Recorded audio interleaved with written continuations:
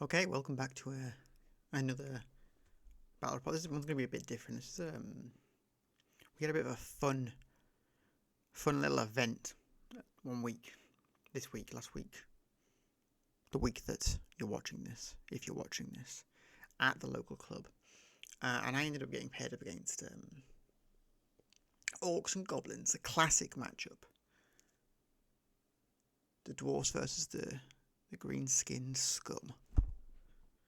Because Dwarfs are much more racist than Orcs and Goblins, as I found out in the battle, because Dwarfs do in fact have hatred Orcs and Goblins, but Orcs and Goblins do not have hatred Dwarfs.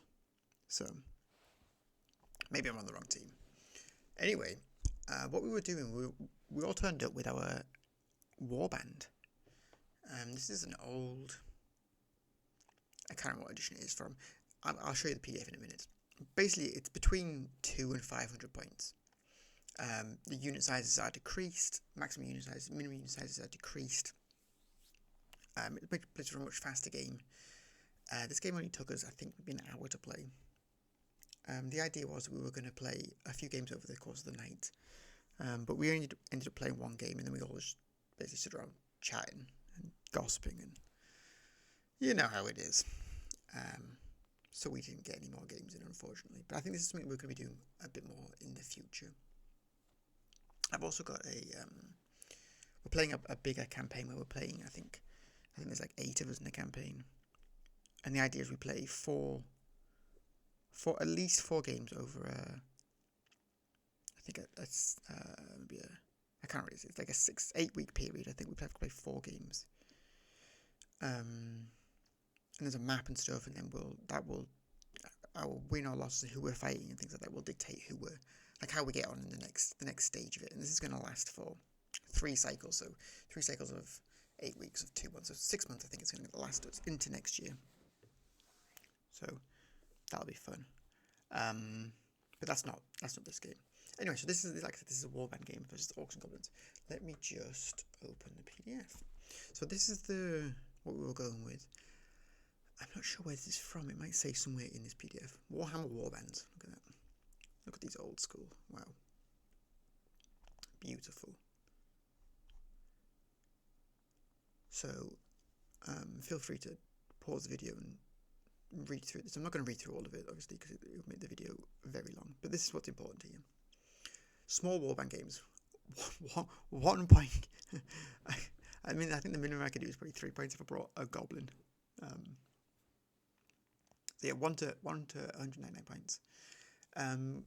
We were playing the large Warband games of 200 to 500 points.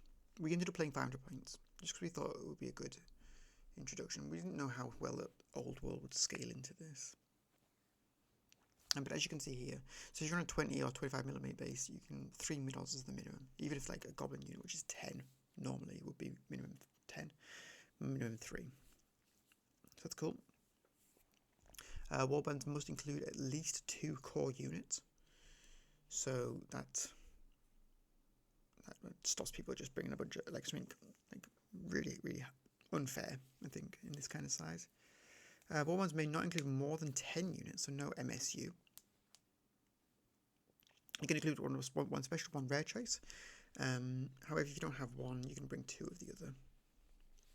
And you can include 0 to 2 hero level characters. So in this, it's kind of, so no level 4s were allowed, no level 3s, maximum level 2 wizards. I think we said things with only 2 wounds were what we were counting as hero level. We also decided, as you can see, that their combined points are maximum of 150 points for however many characters you've got. We also decided that 25 points of magic items was the most any unit could take. So if you had I had a unit of Dwarf Warriors, they had a magic banner, which was 25 points, which means I couldn't take any magic items on the unit champion if I took one. You've got to have at least 1 commander model. He can be a hero level character or just a unit champion. 0 to 1 war machines or chariots. So like a unit of Goblin Wolf chariots, give the example of here, you can still only take 1, even if the unit allows you to take more. You can only have 1 flying unit or creature. And you've got to obey your own list restrictions, which I think we kind of ignored a little bit. So those were the only rules we went with on this. Let's look at some more classically beautiful Warhammer Fantasy armies. This is what a typical warband might look like. Absolutely beautiful. Is this the scenario we played? I don't remember. Yeah, it is. This is what we played. So this is the scenario we played.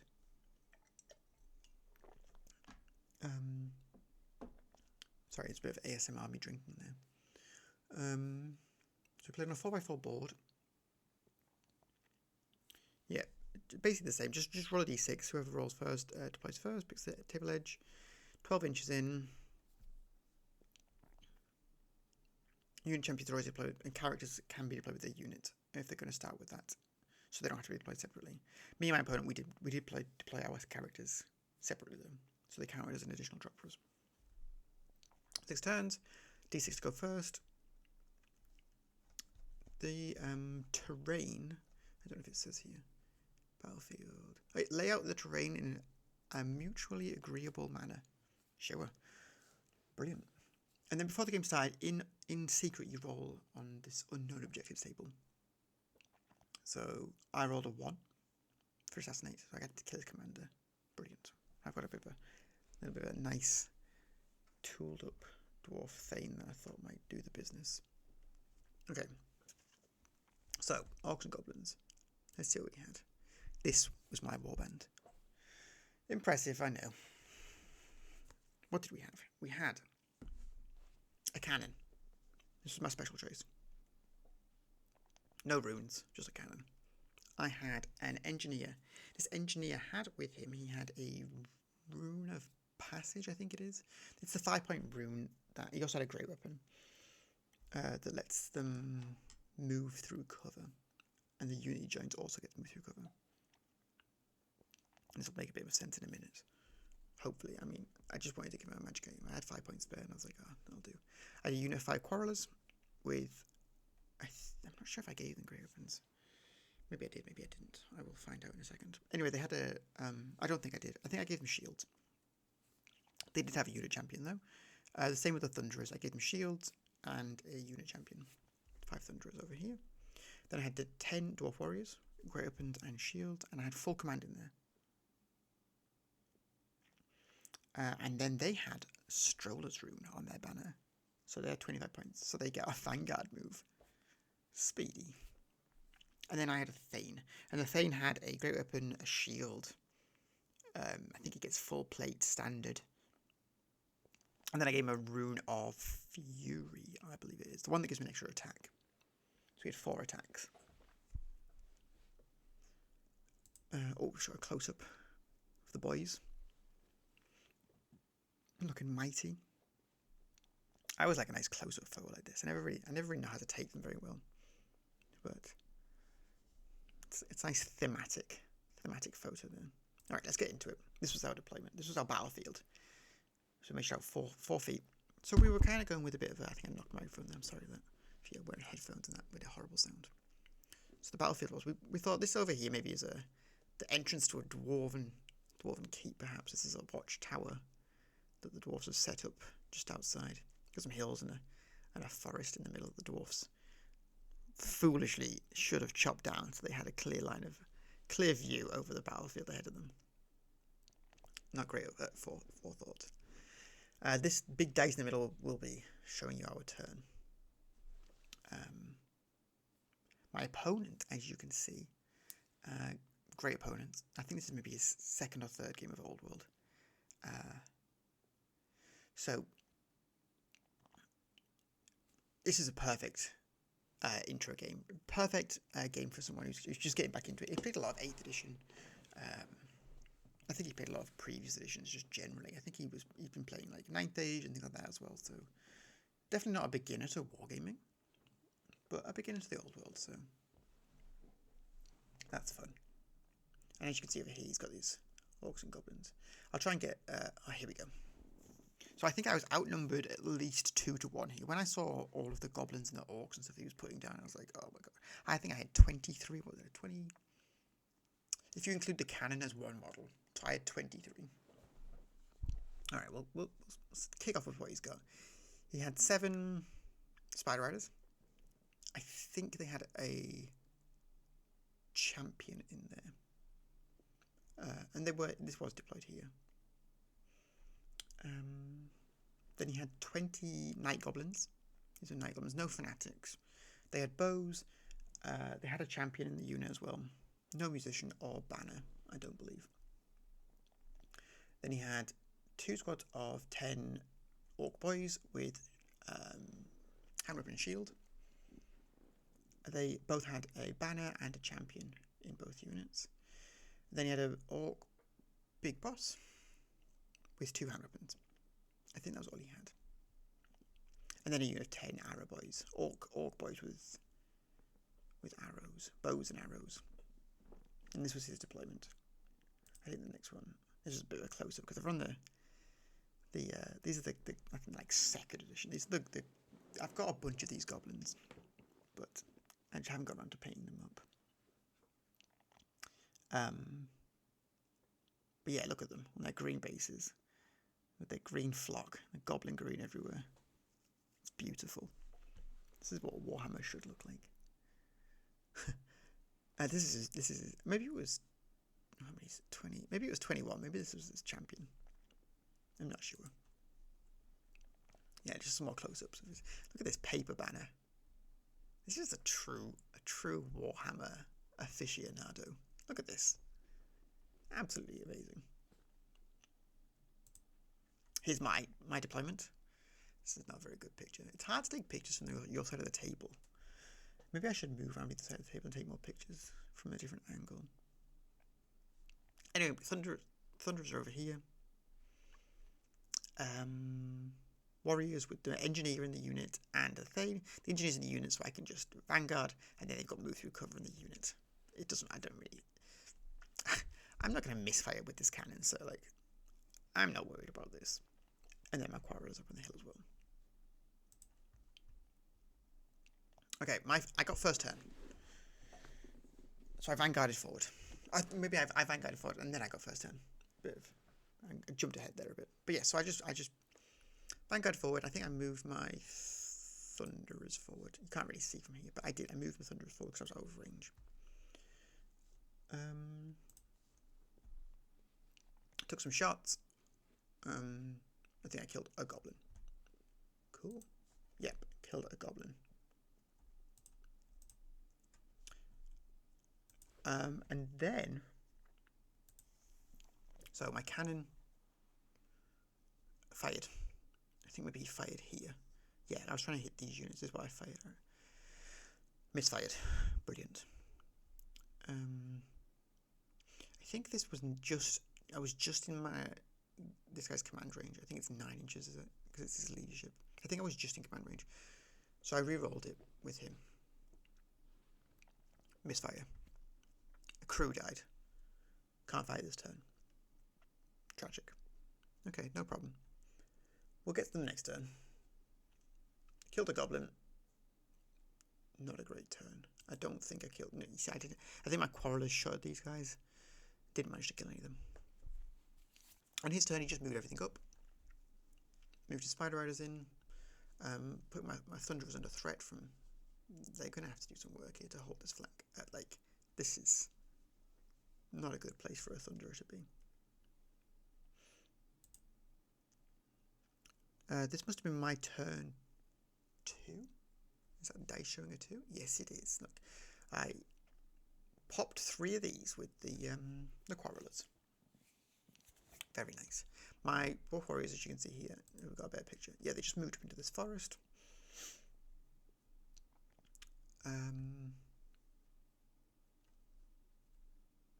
Did I kill another goblin? No, I think I killed a Spider Rider. There we go. Killed a Spider Rider with the Thunderers.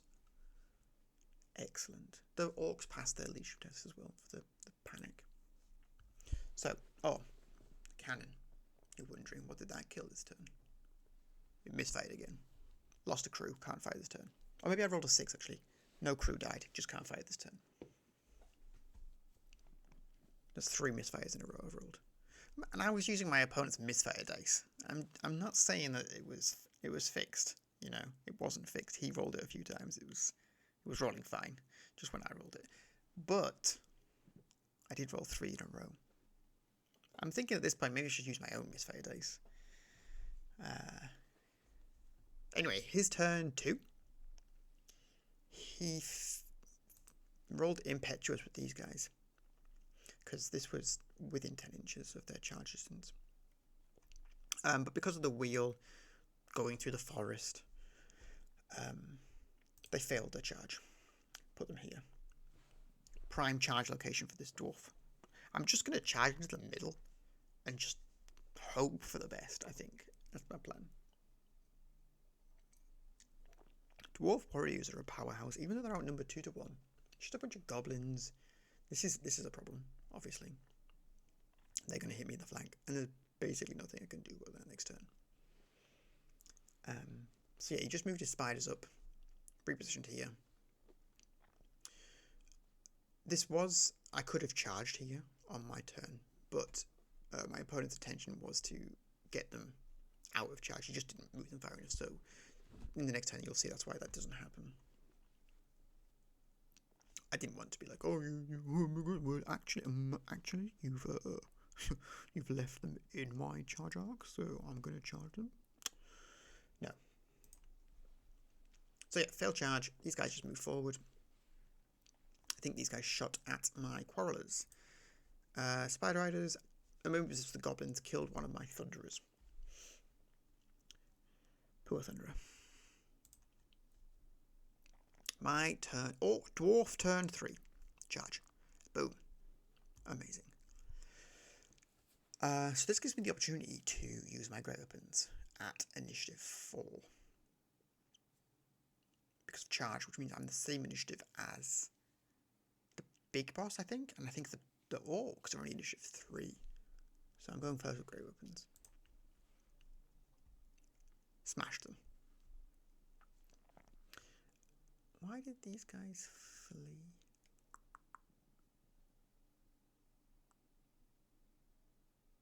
I can't remember. Oh, I think they fled from when these guys broke from combat.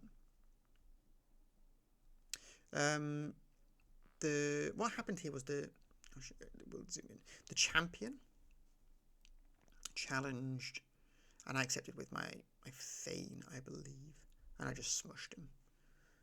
I ended up winning combat by quite a bit, and they broke and ran away. They felt back in good order, which caused a panic test here. Now, I think we did this a bit wrong because this unit is still above 50% strength. I was trying to find this in the rules and I couldn't work out, so we just, like I said, my opponent, this was new to the old world, so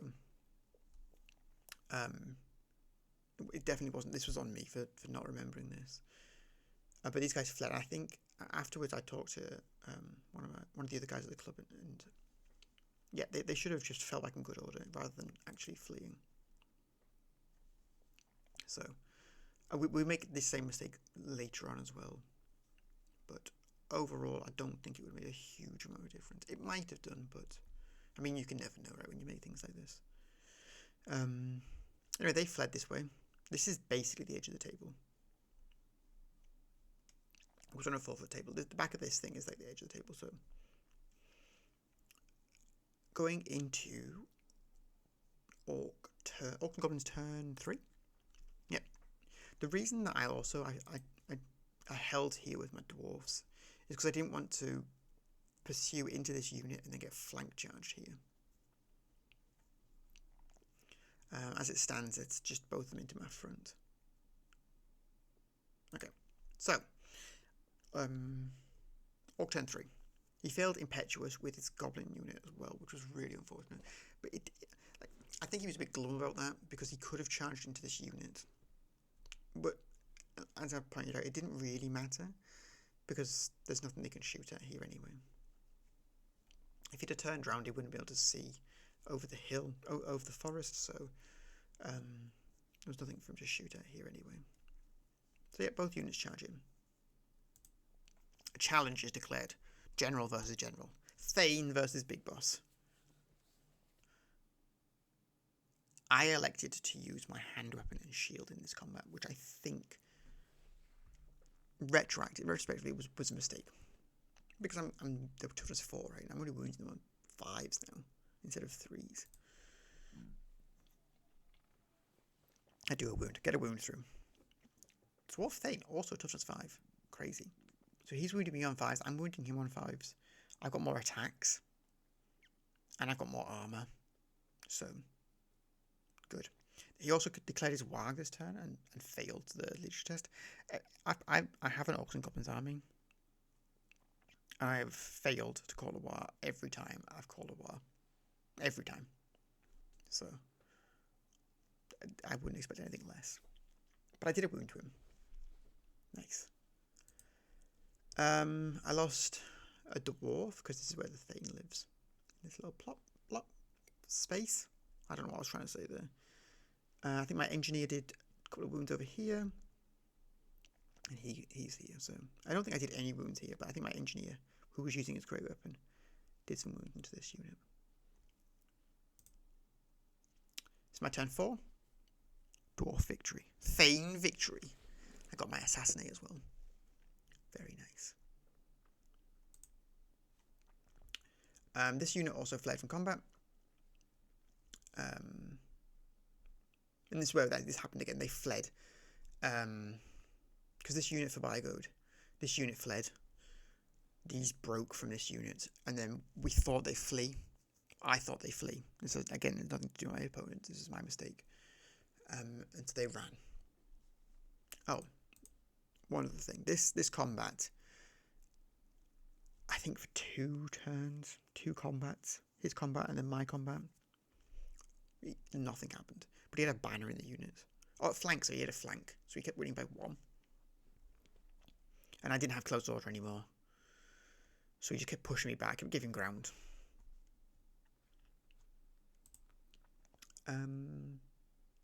But I won this combat, brilliant. And then I overran. This unit, you can see, I didn't actually manage to catch this unit. I'm just short of it. So they kept fleeing off the table. This unit also fled off the table, which again was our mistake. This unit turned around, trying to fight me. I don't know if I've got any pictures. I have there, here we go. So this round they did 2 wounds to me eventually. What's going on here? Yeah, two wounds to me eventually here. And I think I fled from combat there. Maybe they killed me. We'll see in a second. Turn 5. The turn round. I turn round. Get ready to take the charge. This combat's going on. I think I didn't kill anyone. They were killing maybe 1 a turn, I think, here. Then they killed me outright. And then he elected to overrun. Going into his turn 5. So he's going to charge here. Also here you see he didn't realise that he could reform at the end of his movement. So he does reform at the end of this to make them 6 wide. So he gets more attacks into the cannon. I didn't get any pictures because of the battle. You can see there's a battle going on in the background over here. The other orcs over here, I think my quarrels were shooting it and they killed them off, made them flee off the table or something. I didn't get any pictures of it because it was just like I think there was like 4 of them left or something. So they just so he charged in. They're only toughness 3, strength 3. The spiders failed to do any poison attacks, get any poisons through. And then I'm toughness 4, and he was strength 3, so wound on 5s, did no wounds. Then I did no wounds back. Did I do a wound? Oh no, I did do a wound back. Look, I did a wound back. So I had one for that. I had a hill for 2. And my engineer had entrenched the cannon, so I got another +1 there. So I won by 3, and they fled. I tried to chase them down my cannon, but it didn't catch them, unfortunately. So yeah, I won this combat, killed these guys. I think they ran off, and this was how this was my opponent conceding the game. Dwarf victory. So there was a couple of mistakes here. I'm not used to getting into combat on the other side of the table and making things flee. So this is something that I'll learn moving forward, obviously.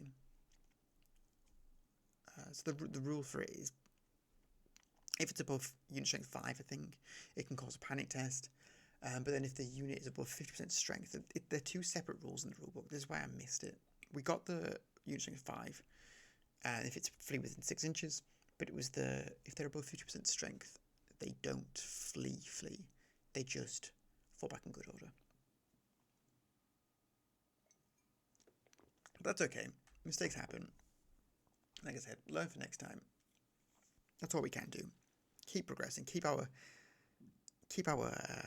developing our skill set, so we can become as good at the game as we can. And if we become as good as we can know the rules, then our opponent's going to have a better time as well. It's just better for everybody.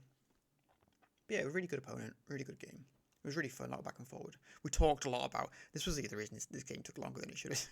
We kept talking a lot about 8th edition, 7th edition, the good old days. Yeah, it was a lot of fun. It was a good game. It was nice to play a small 500-point game as well. I think we're planning on doing a couple more of these nights, if we get the opportunity to do it, where we can maybe try and get the games done a bit quicker, and then have a couple of games through the night. And if we do that, then I'll try and get my Orcs and Goblins done for that. Get them painted. Yeah, and I'll bring a couple of different lists, try some different things out. I don't want to just have a block of 20 Dwarf Warriors run to the middle of the table and say, come on then. Every time, it's no fun. But if you've managed to watch this far, then you are a true supporter of the channel. You have my eternal gratitude. But you should share this video, and you should comment and tell me how bad I am at the game and how many rules I've forgotten. Or how nicely painted my dwarves are. Or how amazing those Orcs and Goblins look on those green bases. You can comment anything you want, but share it. Tell your friends. Tell your friends to tell their mums and dads and aunties and whoever else. Obviously, you can like it or dislike it. Either way, it's fine. And I'll see you in the next one. See ya.